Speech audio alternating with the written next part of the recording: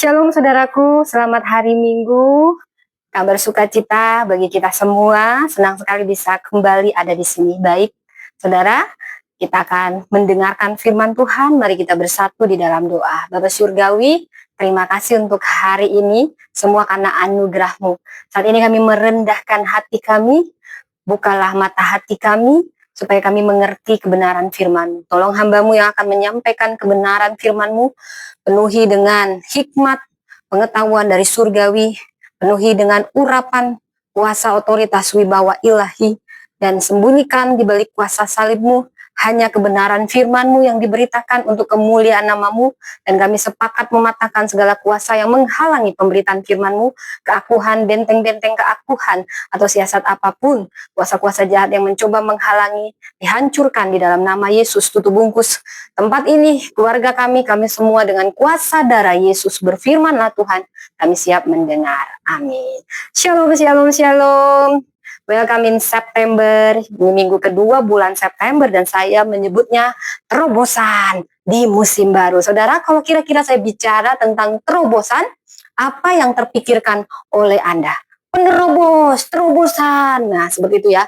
Jadi itu seperti gambaran air bah, saudara ya. Kalau banjir pasti ada yang diterobos. Biasanya itu diterobos oleh air batas-batas. Makanya banjir bandang, pasti air itu menerobos, saudara ya. Jadi saya gali dari bahasa aslinya dalam perjanjian lama, itu bahasa Ibrani, kata menerobos itu parats, itu menghancurkan batas. Jadi ada batas-batas yang ditembus. Seperti air yang menembus bendungan sehingga wow, keluar tanpa bisa menahan. Kalau dalam perjanjian baru, bahasa Yunani sebagai informasi, maka yang paling mendekati adalah kata erchomai regumi. Nah, pada saat Yesus menerobos barisan untuk dia pergi, nah itu katanya. Nah, itu sendiri mengacu kepada tindakan Allah yang meluas, yang menembus. Dan kalau dalam perjanjian baru, terobosan, hasil nyatanya ya karya dari Yesus Kristus. Saudara, kalau kita bahas lebih dalam lagi tentang makna terobosan, kalau menurut Kamus Besar Indonesia itu langkah berani, tidak biasa, penuh resiko, memecahkan masalah, membuka jalan, ada jalan yang tertutup akhirnya terbuka, itu semua disebut terobosan. Kalau secara sekuler itu semua inisiatif manusia, itu butuh strategi baru, butuh inovasi baru. Tetapi dalam Alkitab, dari bahasa aslinya digali, itu bukan hasil usaha kita, itu campur tangan Allah yang akan membuka jalan, membuat karya yang supranatural. Bisa kita baca di Mika 2 ayat 13, 2 Samuel 5 ayat 20. Jadi terobosan rohani itu sepenuhnya intervensi Allah yang membawa kita dari kebuntuan menuju jalan baru, bukan hanya karena bagian kita yang berani, tapi karena Allah yang bertindak. Siapa yang mau merasakan terobosan, saudara? Saya percaya firman ini disampaikan, kita bukan hanya pendengar, tapi pelaku dan mengalami firman ini. Gereja ini mengalami terobosan di musim baru. Seperti yang saya katakan, di perjanjian lama, yaitu seperti Tuhan penerobosku. Jadi semua ini tindakan Allah. Tahukah saudara, di perjanjian baru, hal nyata ketika Yesus menyerahkan dirinya, aku sudah selesai. Lalu ketika Yesus mati, tabir bait Allah terbelah. Ini terobosan. Jadi dulu ada batasan untuk kita bertemu dengan Allah. Harus lewat imam. Imam pun harus benar-benar kudus. Tapi apa makna yang dalam ketika tabir bait Allah terbelah? Ini bukan usaha manusia. Ini karya Allah sepenuhnya. Saat Yesus mati, dia sudah lunaskan kita semua. Kita tidak layak, tapi dilayakkan oleh darah Yesus. Dan Allah sendiri menerobos. Tidak ada lagi batasan. Aku mau tinggal di hati umatku. Tidak ada batasan harus lewat ini, harus bunuh ini, harus ini. Tidak, Yesus sudah bayar semua. Inilah bukti terobosan di perjanjian baru. Kalau di perjanjian lama seperti yang dialami Daud, saudara, Allah menerobos dalam hati kita. Sehingga kita bisa berkata, di hati inilah rumahmu. Kau bisa menjumpai dia di mana saja. Kau bisa berkata di mana saja. Karena Allah lewat Yesus Kristus sudah melayakkan. Tidak ada tabir, tidak ada pembatas. Karena itu terobosan hasil karya Allah sendiri lewat pencurahan darah Yesus. Dan saat ini saudara, jadi bisa kita simpulkan apa itu terobosan? Itu dari Allah, bukan usaha kita. Itu terjadi hanya saat kita dibaharui dan iman kita bangkit. Dan pusat terobosan kita adalah Yesus. Dia yang sudah menerobos dosa, maut, neraka, semua diterobos. Dan kita hidup bebas dan menang. Kita melangkah dari kemenangan, saudara. Itu seputar terobosan. Nah, sekarang ini saya undang kita membaca firman Tuhan. Aku percaya Alkitab ini adalah firman Allah. Kita bergantian, beresponsori ya. Saya ayat yang pertama, Bapak Ibu yang kedua. Kita mulai dari ayat yang ke-16. Yesaya 43 ayat 16 sampai 17. Beginilah firman Tuhan yang telah membuat jalan melalui laut dan melalui air yang hebat, yang telah menyuruh kereta dan kuda keluar untuk berperang, juga tentara dan orang gagah, mereka terbaring tidak dapat bangkit, sudah mati, sudah padam sebagai sumbu. Ayat 18, firman-Nya, janganlah ingat-ingat hal-hal yang dahulu. Janganlah perhatikan hal-hal yang dari zaman purbakala. Lihat, aku hendak membuat sesuatu yang baru, yang sekarang sudah tumbuh. Belumkah kamu mengetahuinya? Ya, aku hendak membuat jalan di padang gurun dan sungai-sungai di padang belantara. Ayat 20 dan 21. Binatang hutan akan memuliakan aku, serigala dan burung unta, sebab aku telah membuat air memancar di padang gurun dan sungai-sungai di padang belantara, untuk memberi minum umat pilihanku, umat yang telah kubentuk. Bagiku akan memberitakan kemasyuranku. Saudara, saya suka selalu mengeksegesis latar dari ayat. Jadi kita harus mulai dari Alkitab keluar, bukan dari luar dicocok logikan ke Alkitab. No, karena Alkitab sumber segala sesuatu. Saudara, dari Yesaya 43 ayat 16 sampai 21. Ini firman yang disampaikan Allah lewat Nabi Yesaya untuk menghibur bangsa Israel yang saat itu dalam pembuangan. Seperti yang saya pernah bilang, Allah penuh kasih, tapi Allah juga disiplin. Namun saat dia mendisiplin umatnya, dia sekali-kali tidak pernah meninggalkan umatnya. Dalam pembuangan tidak ada yang namanya luar biasa menderita, saudara.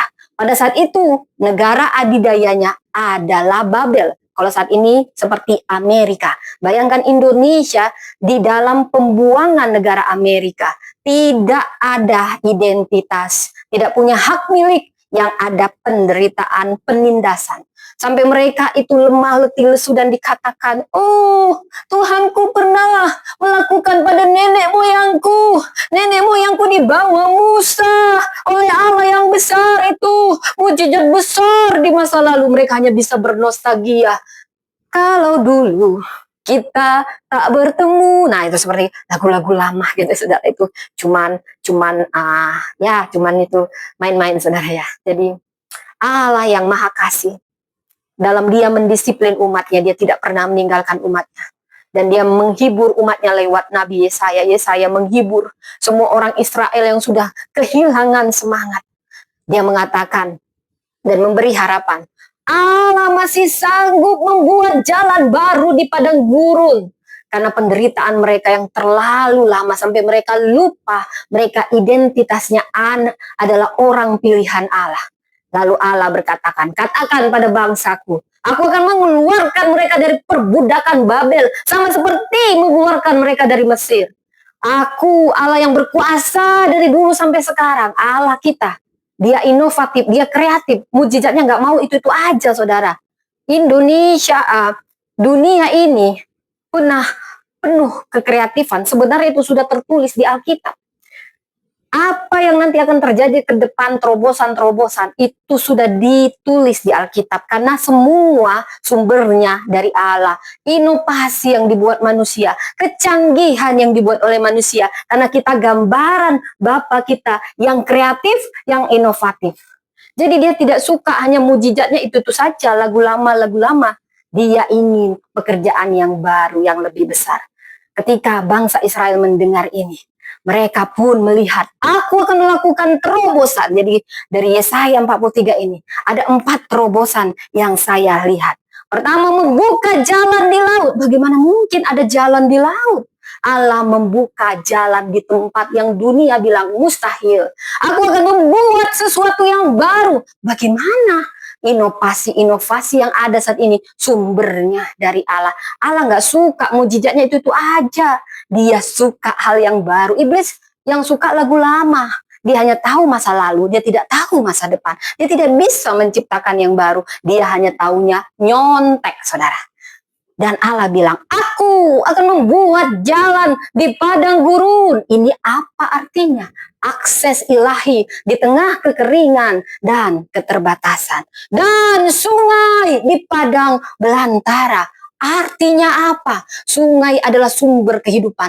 Pemeliharaan Allah akan selalu ada pada umat yang percaya. Sekalipun Anda ada di tempat mustahil. Jadi ini terobosan yang akan dialami. Bicara dengan terobosan. Kenapa? Allah, saya mau katakan ada 3 fungsi dari terobosan. Dan saya berdoa gereja ini, bahkan tiap keluarga mengalami terobosan. Manfaat terobosan itu begitu besar.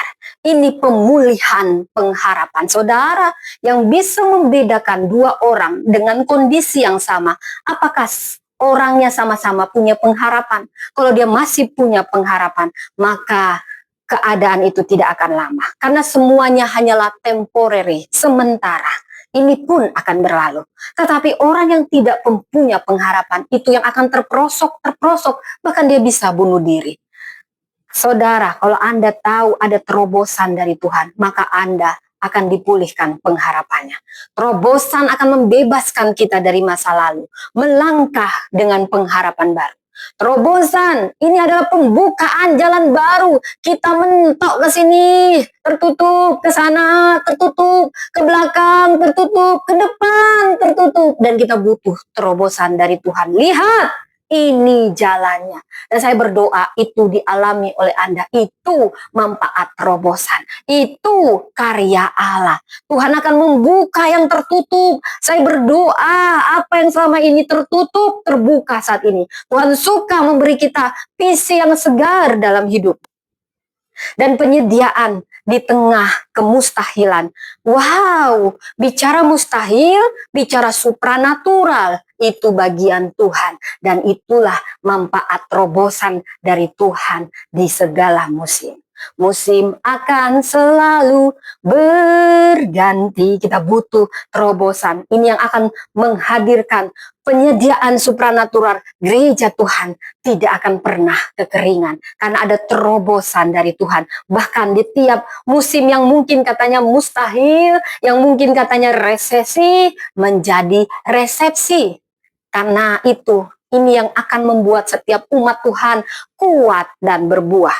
Saudara, kalau kita bicara terobosan, Anda harus tahu ciri dari terobosan rohani itu seperti apa.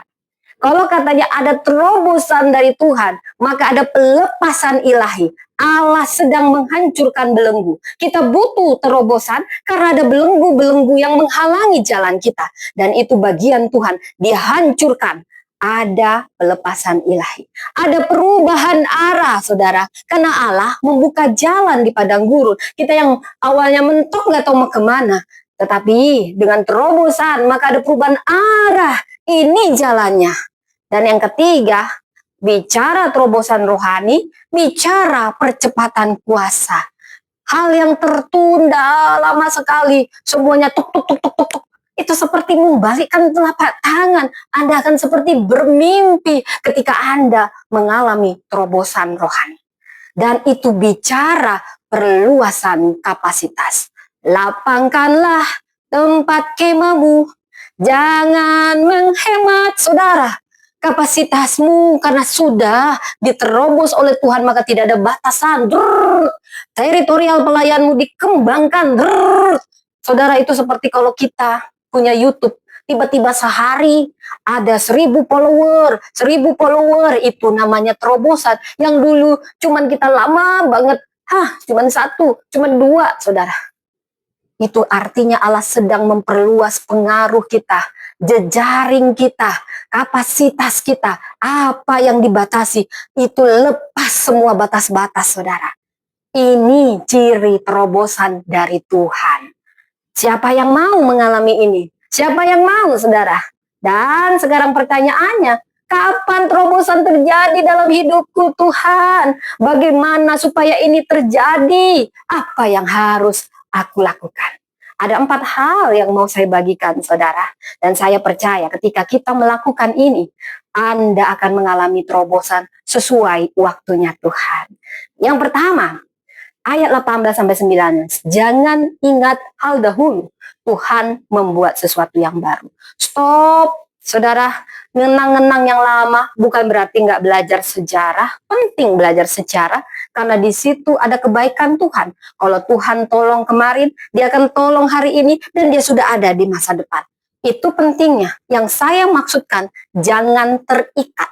Jadi di sini katanya jangan terikat masa lalu. Baik trauma masa lalu, baik juga keberhasilan masa lalu. Terobosan hanya bisa terjadi saat kita melepaskan masa lalu. Karena kita mau melangkah ke masa depan, maka kita harus berani membuka diri untuk hal yang baru. Terobosan terjadi saat kita berhenti terikat masa lalu. Masa lalu yang bagaimana? Masa lalu yang penuh trauma, kegagalan, bahkan juga kemenangan. Jangan cuma itu-itu saja yang kita bahas. Karena Allah kita kreatif, inovatif. Dia ingin karya yang baru, hal-hal yang baru. Dan itu dimulai saat kita melepaskan yang lama. Saudara, sama seperti baju yang sudah koyak. Anda tidak akan mungkin membawa itu ke pesta tahun baru. Biasanya kalau kita tahun baru, kita beli baju baru. Yang paling tidak pun kalau nggak ada uangku, sekali setahun aku bisa. Paling tidak di tahun baru aku pakai baju baru lah. Nggak mungkin Anda pakai baju lama yang sobek-sobek. Itulah hati. Musim baru harus dimulai dengan hati baru. Saudara, saya sering dapat notifikasi di handphone saya. Kalau saya tidak mereset, maka HP saya melambat. Tetapi saat saya reset, atau ada yang harus diulang, maka HP saya semakin cepat. Demikianlah hati, saudara. HP, hati, baju harus yang baru untuk musim yang baru. Saudara, kita sering menunggu kapan Tuhan? Kapan Tuhan? Kapan terobosan? Tapi sebenarnya bukan kita yang menunggu Tuhan. Tuhan yang sedang menunggu kita. Serindunya Anda terjadi terobosan, Tuhan lebih rindu memberi terobosan. Tetapi sekarang Tuhan yang sedang menunggu kapan hatimu berubah. Kenapa kamu tidak mau meninggalkan yang lalu? Segala kepahitan, kemarahan, saudara. Siapa yang menciptakan hati? Tuhan. Maka mintalah hati yang baru kepada Tuhan. Aku akan memberikan kepadamu hati yang baru. Anggur yang baru harus ditampung di tempat yang baru. Supaya tidak sobek dan sia-sia. Seperti handphone, dia hanya kencang saat kita memperbaharuinya. Saudara, yang bisa memperbarui hati kita adalah Tuhan. Maka mintalah kepadanya, Tuhan, beri aku hati yang baru. Aku mau melangkah dengan hati yang baru. Aku melepaskan pengampunan untuk semua masa lalu. Saudara, sama seperti Lazarus. Kalau kita sudah punya hati baru, barulah kita mengalami kebangkitan. Kalau kita masih terikat, maka tidak ada kebangkitan. Sebelum terjadi terobosan, harus terjadi pembaharuan, harus terjadi kebangkitan. Sama seperti ketika Yesus, Lazarus, bangkitlah. Kalau Lazarus bangkit, tapi dia tidak keluar dan melangkah dari kuburannya, maka dia akan tetap di kuburannya. Kuburan bicara kemalasan, kegagalan, kekecewaan. Yesus memanggil, tapi kita harus merespon. Kita harus bergerak dan bangkit, meninggalkan kubur kita yang lama. Kebangkitan bukan hanya bicara mujizat, bicara respon kita melangkah keluar. Saudara, kalau bicara tentang hati yang baru, kebangkitan, saya akan bawa banyak tokoh, ada 4, saudara. Mungkin Anda sudah punya Honda di rumah. Tapi tahukah Anda yang menjadikan Honda namanya Soichiro Honda, orang Jepang? Dia punya banyak kegagalan. Pada saat itu zaman perang, semuanya hancur. Dia orang yang sederhana. Dia hanya belajar otodidak. Dia mengalami hal yang sama dengan tiap orang, tapi dia berbeda. Kegagalan tidak pernah menghambat dia. Dia bangkit, dia memperbarui dirinya, dan dia tekun, dia gigih. Dari puing kegagalannya, lahirlah terobosan. Saat pintu tertutup, bahkan dunia ini runtuh. Dunia bilang tidak ada harapan, tetapi selama kau berharap pada Tuhan dan kau mau membaharui hatimu dan meminta terus kekuatan untuk bangkit, maka selalu ada hal baru, selalu ada jalan yang Tuhan beri. Selalu ada jalan, saat tiada jalan, maka terciptalah Honda. Bayangkan kalau tidak ada yang berani untuk terus bangkit. Anda tidak akan pernah bisa bangkit kalau Anda nggak melepaskan yang lama, mengampuni masa lalu, meninggalkan dia orang miskin, dia tidak pernah mengasihani dirinya. Kita perlu hati yang baru supaya kita bisa bangkit. Dan hanya dengan bangkit, melepaskan masa lalu, tidak terjebak pada masa lalu, baru terobosan terjadi. Abraham Lincoln, kegagalannya lebih banyak daripada keberhasilannya, tetapi sekali berhasil, terobosan terjadi. Dia negarawan yang dikenang sepanjang masa. Dia menghapuskan perbudakan, dia membuat Amerika bersatu saat perang, saudara. Dia punya ambisi pribadi awalnya. Dia punya banyak luka, terutama kehilangan tunangannya. Tapi satu hal, dia bangkit. Dia tidak terjebak masa lalu.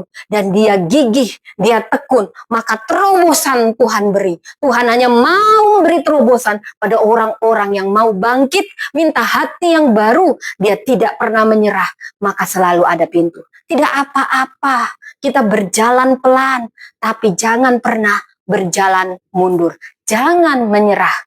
Ketekunan, kegigihan, disitulah Tuhan akan memberi terobosan. Saat belenggu yang selama ini menghalangi, itu bagian Tuhan yang mustahil. Serahkan pada Tuhan. Saya juga sangat diberkati oleh Thomas Alva Edison. Masa kecil yang suram. Kalau dia terjebak, maka kita tidak bisa menikmati bola lampu. Dia melepaskan masa lalunya, dijudge anak tolol, idiot sama gurunya. Dia punya kegagalan 1000 kali, tapi dia punya paradigma yang baru. Tidak, saya tidak gagal. Saya hanya menemukan 10.000 cara yang tidak berhasil. Dan terobosan lahir ketika tidak berhenti mencoba. Jangan menyerah, karena Allah menunggu orang-orang yang punya hati baru, orang yang mau bangkit, orang yang percaya, orang yang gigih, dan Allah yang akan mengambil jalan keluar. Dia memberi inisiatif itu. Aku percaya ide inovatif itu dari Allah kepada Thomas Alva Edison. Bukan hanya karena bagian dia, tapi karena terobosan itu Allah beri. Ini lampu pijar, dikembangkan terus, kembangkan terus. Jangan hanya seperti yang dibuat Thomas Alva Edison. Ada terus inovasi. Aku Allah yang kreatif. Minta hikmat padaku, minta ide-ide padaku. Dan saat ini kita menikmati kecanggihan teknologi karena sumbernya Allah bagi orang-orang yang tidak terikat masa lalu, yang mau bangkit, yang gigih dan tekun. Saudara, ada seorang gadis kulit hitam, dia punya polio. Kalau polio itu udah cacat, dia nggak bisa jalan. Dia juga punya pneumonia, lengkaplah penyakitnya. Udah gitu, dia juga kulit hitam. Tapi dia disebut tornado tercepat, lari tercepat. Namanya Wilma Rudolph. 3 olimpiade didapatkan oleh wanita pertama. Wanita pertama dan wanita kulit hitam pernah melakukan terobosan yang kata dokter tidak bisa berjalan. Kalau dia terjebak masa lalu, terjebak apa kata dokter, maka dia tidak akan pernah menjadi seorang penerobos. Mungkin dunia menjudge Anda, mungkin dunia meragukan Anda, melihat penampilan Anda diragukan. Tapi Anda jangan terjebak oleh buli-buli itu. Bangkit, lepaskan itu, gigih, tekun, maka terobosan terjadi karena Allah bekerja bagi orang-orang yang mau bangkit dari setiap kegagalan masa lalu. Tuhan akan mengubah langkah kita yang lemah ketika kita tidak menyerah, dan itu menjadi langkah emas. Seperti dia mengubah padang gurun menjadi mata air. Apakah yang mustahil bagi Tuhan?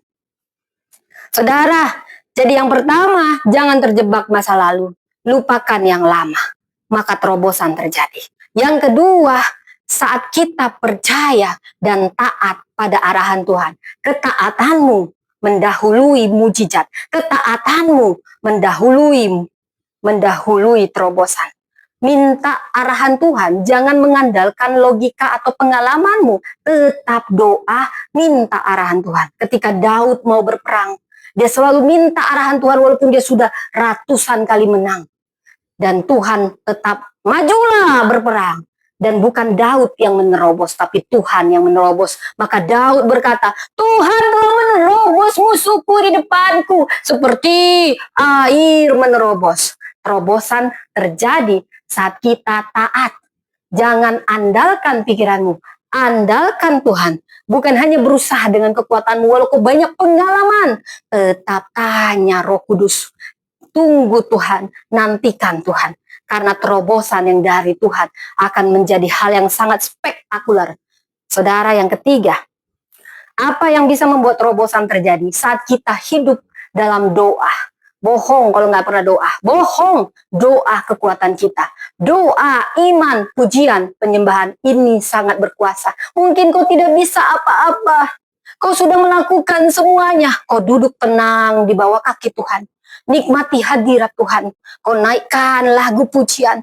Nikmati hadirat Tuhan. Lebih dalam lagi, ku rindu Kau Tuhan. Kau ku sembah. Doakan semua. Bawah. Seperti Paulus dan Silas di penjara. Orang Kristen banyak disesah karena imannya. Dia tidak tahu mau melakukan apa di penjara. Dia hanya bernyanyi memuji Tuhan. Lebih dalam lagi, ku rindu Kau. Dan terjadilah terobosan. Pintu penjara terbuka. Itu karya Tuhan, bukan dibuat oleh siapapun. Terobosan terjadi saat pujian penyembahan kita naikkan dari iman. Walaupun keadaannya sulit, kita hanya menyembah. Tahukah Anda? Saya pernah mendengar seorang komandan gereja setan. Mereka hanya bisa masuk ketika berkhotbah dimulai. Mereka suka mengganggu orang Kristen. Tapi mereka nggak kuat ketika pujian penyembahan. Karena saat pujian penyembahan itu sangat berkuasa. Saudara, ketika saya mau misalnya menghadapi hal-hal supranatural, saya menyembah Tuhan. Haleluya. Haleluya, dengan segenap hati, segenap iman itu berkuasa. Ada jam doa pribadimu. Itu kekuatan untuk kau di full charge. Dan itu kuasa yang akan menghalau semuanya. Perisai yang akan menghalau dan membuka terobosan. Mungkin kau sudah lakukan apapun. Tapi kau lupa untuk naikkan pujian kuasa penyembahan lebih dalam lagi. Ini akan membawa terobosan. Dan yang keempat, terobosan terjadi saat kairos Tuhan. Saat kairos tiba, mau apapun orang sirik gak bisa ambil berkat Anda. Kalau sudah pintu itu terbuka, itu seperti Anda tercengang. Pintu yang sudah lama, perusahaan yang lama Anda coba-coba ketuk, tidak pernah membuka hati, tiba-tiba membuka ruang bagi Anda. Lamaran yang sudah lama Anda kirim-kirim, gak ada yang memanggil, tiba-tiba sekali 10 memanggil Anda. Karena kairos Tuhan tiba, itu hak ferotipnya Tuhan. Dan saat Tuhan memberi itu, tidak ada yang bisa menghalangi. Abraham kenapa nggak diberi pada saat dia dijanjikan menjadi bapa orang beriman? Karena Tuhan sedang membaharui hatinya dulu, melekat penuh kepada Tuhan. Tuhan sengaja tidak memberi langsung karena dia mau menunjukkan bahwa hal-hal supranatural adalah bagianku. Kalau Sarah hamil pada saat dia masih bisa hamil, maka tidak ada bedanya dengan dunia ini. Makanya kita ini anak-anak iman, bukan anak-anak biologi seperti dari Hagar. Saudara, kita keturunan dari Ishak, anak perjanjian, yang diberi memang sesuai janji dengan cara yang supranatural. Dan waktu kairosnya Tuhan tiba, terobosan terjadi. Karena itu bukan usaha manusia, itu intervensi Allah sepenuhnya di waktunya yang tepat. Waktu Tuhan pasti yang terbaik. Kalau semua sudah kau lakukan dengan setia, tinggal waktunya Tuhan. Setialah. Waktunya Tuhan akan tiba mengangkat engkau. Promosi yang kau tidak bisa, kau tercengang-cengang, saudara. Dan saya juga menantikan itu, dan saya percaya itu akan terjadi. Terjadi pada kita semua, terjadi kairos Tuhan. Sama seperti Esther, dia mengajak semua orang berpuasa. 3 hari 3 malam dia tidak makan, puasa Esther. Semua dayang-dayangnya. Di situ ada peraturan, kalau menghadap raja akan mati kalau tidak disuruh. Esther sudah membuat, dia tidak hanya cantik luar dalam, persiapannya begitu matang, persiapan kerohanian yang begitu matang, baik fisik, baik rohani, semuanya. Kekuatannya di persiapan yang benar-benar mengandalkan Tuhan. Dan ketika Esther berani melangkah, kalaupun aku mati, biarlah aku mati. Aku mati untuk membela bangsaku. Di situ ada penyerahan diri, siap mati. Tapi di situ juga ada kepercayaan Tuhan pasti tolong aku. Dan Tuhan memberkati langkah-langkah orang yang berani ambil resiko dengan sepenuh iman kepadanya. Dan terjadilah terobosan, lahir dari keberanian yang taat. Dan saat melangkah meski berisiko, Allah membuka jalan yang tak terpikirkan. Tuhan akan membuat sesuatu yang baru. Bahkan yang mati bisa hidup. Ancaman bisa jadi kemenangan. Kalau kita sungguh-sungguh menantikan waktunya dan kita aktif mengambil bagian kita. Nantikan waktunya Tuhan. Terobosan akan terjadi. Amin. Demikian firman Tuhan. Jadi terobosan sejati lahir, saya simpulkan, saat kita melepaskan masa lalu. Ada ketaatan pada arahan Tuhan. Dan kita hidup dalam doa, iman, pujian, penyembahan. Dan kita setia menunggu waktunya Tuhan. Akan lahir terobosan. Sesuatu yang baru sesuai janji Tuhan. Saya berdoa itu terjadi bagi tiap keluarga, bagi gereja ini. Jadi dari Yesaya 43:16-21 kita belajar bahwa Allah kita Tuhan terobosan yang memimpin kita untuk masuk musim baru. Bukan sekedar dipulihkan, dilengkapi, tapi akan memberi terobosan yang akan membawa perluasan. Dan bukan sekedar untuk bertahan, tapi untuk menjadi kesaksian bagi kemuliaan namanya. Mari kita berdoa. Terima kasih. Tuhan, kami mau melepas masa lalu. Kami mau taat akan arahan-Mu. Kami mau hidup dalam doa, iman, pujian, penyembahan. Dan kami mau menunggu kairos-Mu. Ini kami, tolong kami dalam proses pembentukan. Kami percaya terobosan di musim baru kami alami di dalam nama Tuhan Yesus. Amin, amin, amin. Tuhan memberkati.